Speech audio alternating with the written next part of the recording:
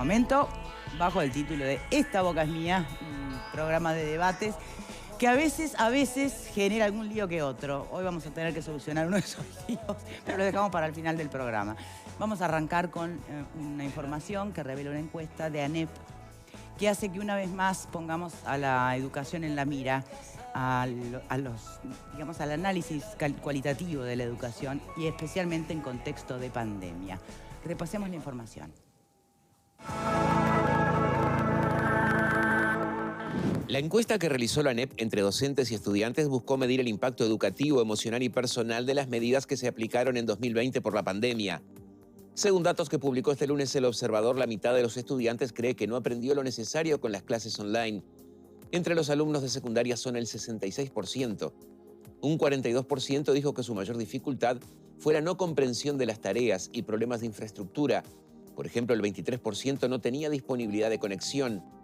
Hubo menciones al estrés que les provocaba el entorno familiar, a tener que conseguir una computadora o a que en su casa no hubiera para comer. El 52% dijo haberse sentido perdido, el 45% se volvió ansioso y el 30% se sintió solo. Un 40% dijo que logró seguir los cursos con continuidad.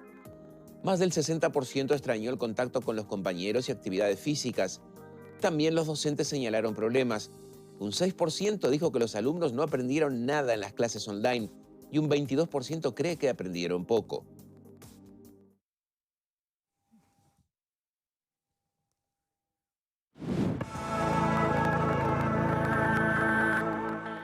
Claro que es importantísimo, yo creo, en este punto poder analizar qué tanto es la percepción del alumno, de cuánto aprendió o no, y cuánto es contrastable, ¿no? Y efectivamente, qué déficit se generó con este contexto, que a nadie sorprendería, además, ¿no?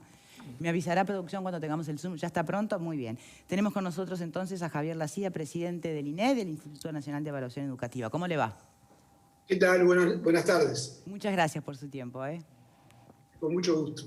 Bueno, a ver, estos resultados, ¿en clave de qué hay que analizarlos? Porque estamos ya cansados de decir todo en clave de pandemia, pero ¿qué significa en realidad? ¿Qué alcance tiene esto? Y la pregunta que planteaba así abierta al público, ¿no? ¿Cómo diferenciar entre lo que puede ser la percepción de un alumno en cuanto a qué tanto o qué tan poco aprendió y realmente qué déficit se generó? Sí, yo creo que como tú lo planteabas, diferenciando percepciones de resultados es la manera adecuada. Estudiar el año pasado y este es muy difícil en Uruguay y en el mundo. Yo quisiera decir, también es bueno reconocer, un poco menos difícil en Uruguay que en el mundo. Cuando digo el mundo estoy englobando una cosa muy grande, sí. Pero en términos relativos un poco menos difícil. A ver, pero está bueno, diga por qué. ¿Por qué un poco menos en Uruguay? Yo creo que por tres cosas, porque el manejo que se hizo de la pandemia tuvo efectos menos duros en el sistema educativo que en otros sistemas educativos, por supuesto en la región, pero incluso a nivel internacional, por ejemplo en cantidad de días de clase efectivamente dados. En segundo lugar, por la gestión que se hizo desde el sistema educativo, que fue muy activa, muy proactiva, con respuestas muy rápidas a un contexto muy cambiante y muy estresante. Y cuando digo la respuesta del sistema educativo, digo la respuesta empezando por los estudiantes, que dicen que les costó mucho, pero lo hicieron. La parte vacía del vaso es que fue duro. La parte llena del vaso es que hicieron un montón de cosas, que reconocen que pudieron estudiar, pudieron avanzar en una serie de aprendizajes. Y en tercer lugar, por las capacidades que el Uruguay tenía instaladas previamente, que las activó espectacularmente. La conectividad, por ejemplo. Y el plan Ceibal. El plan Ceibal, claro. Porque no es solamente que haya la posibilidad de conectarse, es que haya estructurado una serie de herramientas para poder convertir la educación en la conexión, perdón, en educación. Como se ha dicho varias veces, la autopista estaba pronta, ¿no? Claro, claro, y se recorrió muy rápidamente, pero teníamos autopista, lo cual es una virtud, fue una capacidad enorme del sistema educativo.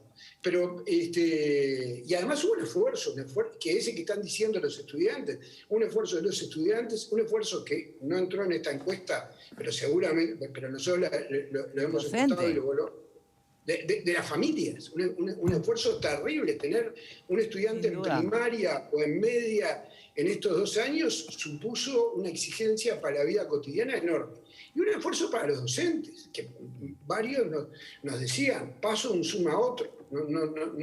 Desde las 8 de la mañana hasta las 8 de la noche no paro de Zoom o si no de trabajar con la pantalla en un vínculo que no tiene la riqueza y la calidez y la personalización del vínculo cara a cara. O sea, para todos esto fue un esfuerzo muy grande, muy difícil, como dicen los propios actores, muy duro, pero los resultados, como tú bien decías, en realidad, en lo que nosotros pudimos medir, que es en primaria, globalmente, gracias a todo este esfuerzo enorme que se hizo, no fueron todo lo malo que nosotros esperábamos que fuera.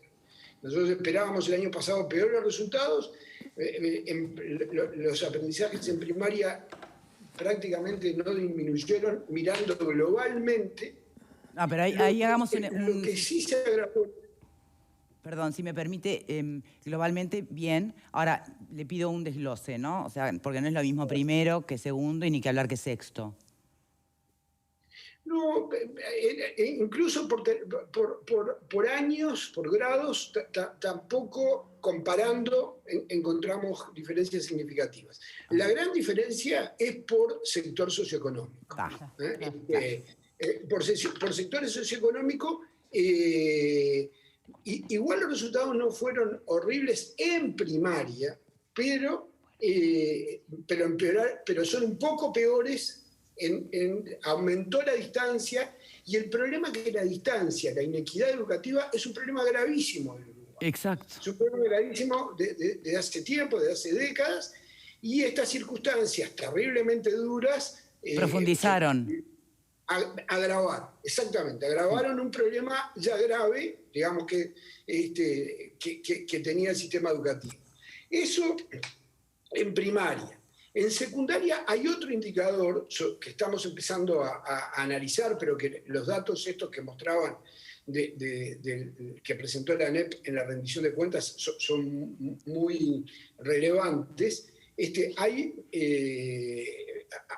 Hubo problemas que fueron muchísimo menores en primaria de mantenimiento o de continuidad del vínculo educativo.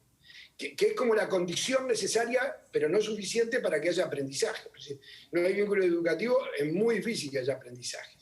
El problema es que en media,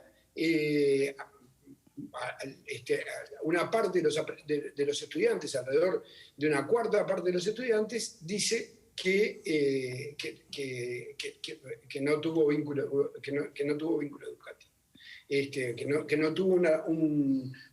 no pudo seguir los cursos de una manera razonable, satisfactoria. Y los docentes tienen la misma percepción que los estudiantes. Entonces, ahí hay un desafío grande, que ya era un desafío crítico, porque además los que quedan afuera son los más pobres, y que se ve agravado por el contexto de pandemia.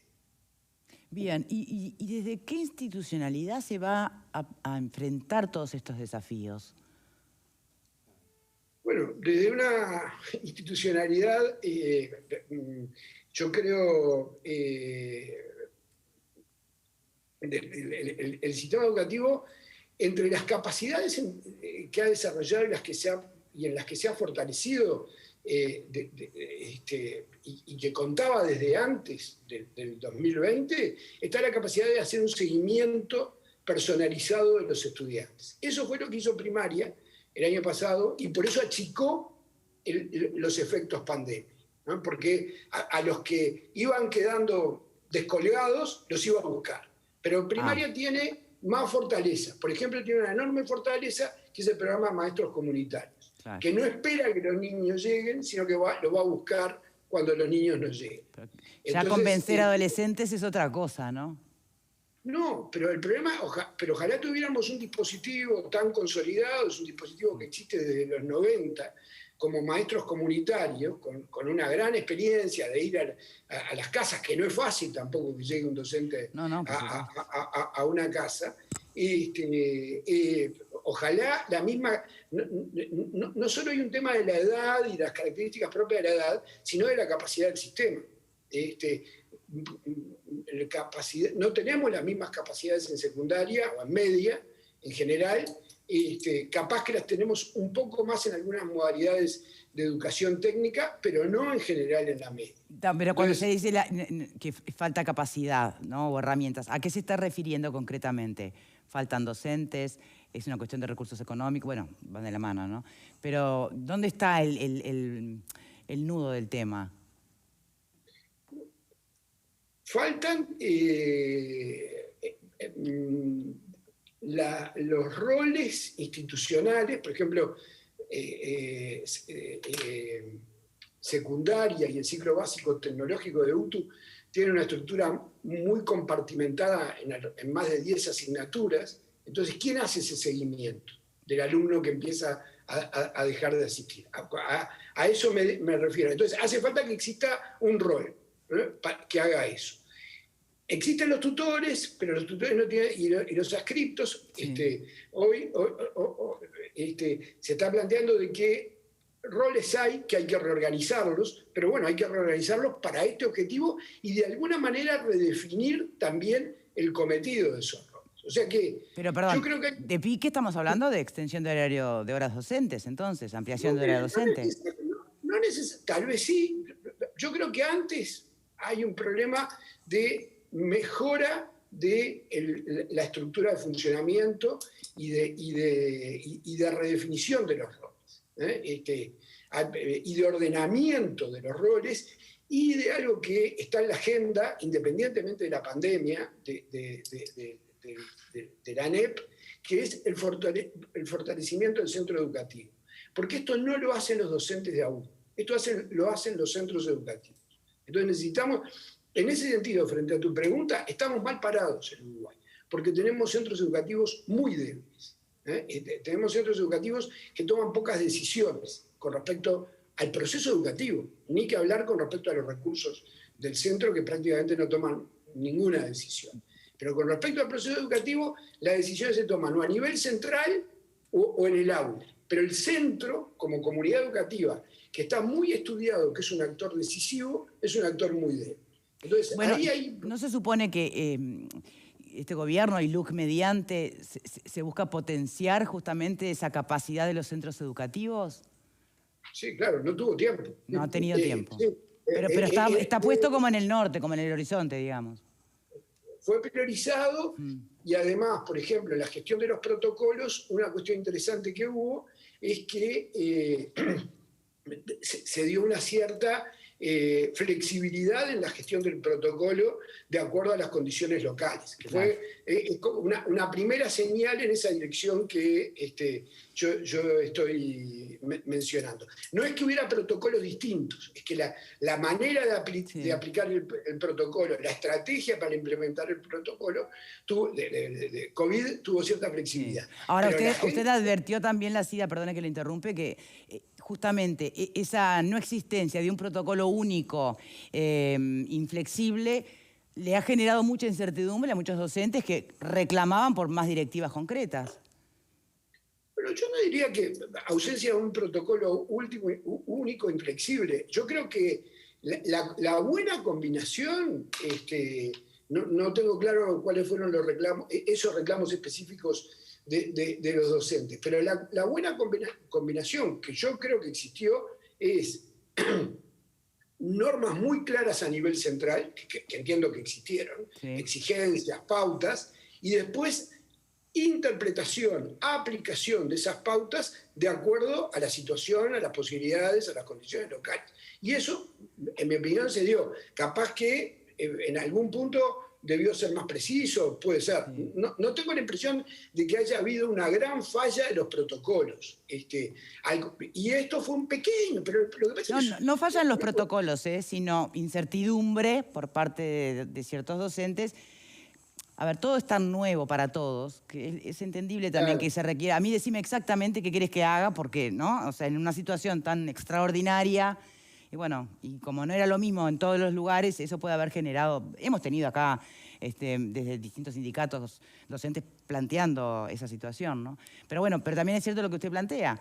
Desde las directivas, desde arriba, los planteos parecían claros, ¿no? Las pautas estaban claras, una agresión, digamos, no porque hubiera un agresor, sino porque hubo un daño tan fuerte como fue el COVID al funcionamiento institucional, por supuesto que genera ansiedades, incertidumbres, dificultades. También hay una dificultad que los centros tuvieron que salir a dar una respuesta de emergencia, sin lo que se plantea hacer la ANEP, que es un proceso de fortalecimiento, porque tenemos centros débiles, pero no es cuestión de tirarle con responsabilidades e incluso tirarle con recursos, sino que el proceso de protagonismo de los centros es un proceso de fortalecimiento, en que los centros progresivamente van desarrollando capacidades. Y eso no se logra de un día para el otro. ¿Y cuándo vamos a empezar a intentar eso? Porque todavía estamos en un contexto complejo, ¿no? Es decir, esto no terminó todavía. Yo creo que una buena noticia es que la educación entre esta semana y la semana que viene prácticamente está normalizando. Igual, yo creo que este año va a seguir siendo un año COVID, porque va a haber, uno a esta altura tiene que esperar marchas, contramarchas, dificultades. Un profesor que tiene que pasar a cuarentena, alumnos que tienen que pasar a cuarentena. O sea, no es que se acabó el COVID. Está clarísimo. Vuelve la presencialidad, que es una gran noticia, pero vuelve una presencialidad amenazada, sediada, digamos, por el COVID. O sea que ahí son... El año pasado y son 2 años muy duros. Hay que tener prurito en decir, porque nos cuidamos mucho, ¿no? Fueron 2 años perdidos, no perdidos. ¿Importa qué tanto realmente son la peor noticia estos 2 años? O al contrario, pueden ser una ventana de oportunidad para hincarle el diente en profundidad a los temas que ya venían arrastrándose, que simplemente se han profundizado con el COVID. No, y yo creo que todos hemos aprendido mucho, y todos hemos desarrollado capacidades y fortalezas, capaz que de resiliencia, capaz que nos hemos visto, el sistema educativo se ha visto obligado a hacer cosas que antes no hacía y que es muy bueno que ahora esté haciendo. Claro, uno no hubiera querido que lo aprendiera a las piñas, uno hubiera querido que lo aprendiera más gradualmente, más... por un proceso progresivo, de entusiasmo, y no porque no había más remedio. Me estoy refiriendo a la educación virtual. Pero que el grado que tenemos hoy de utilización de los recursos tecnológicos que estaban a disposición de la educación y se usaban muy poquito, es algo que el sistema educativo se lo lleva puesto. O sea, le doy un dato del CEIBAL. Vacaciones de julio. Los usuarios de CEIBAL el año pasado y en vacaciones de julio nunca bajaron de 100.000. Antes del 2020 nunca habían llegado a 100.000.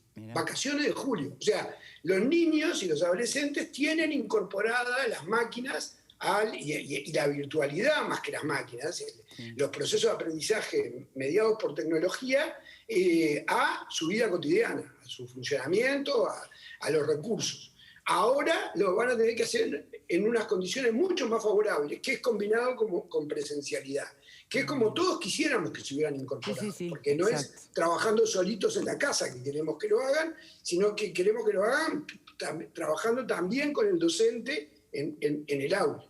Exacto. Javier Lacida, presidente de INED, muchísimas gracias por su tiempo, de verdad, muy interesante. Muchas gracias a ustedes por el interés. Yo creo que que es muy buena la preocupación por la educación, por los resultados, tenemos que estar contentos, pero también tenemos que estar preocupados, tenemos desafíos enormes. Entonces, estar ocupado se diría, ¿no? Más que, pero hay que ocuparse y no preocuparse, ¿verdad? Muchas gracias, ¿eh? Nosotros hacemos una pequeña pausa y ya retomamos. Quédate.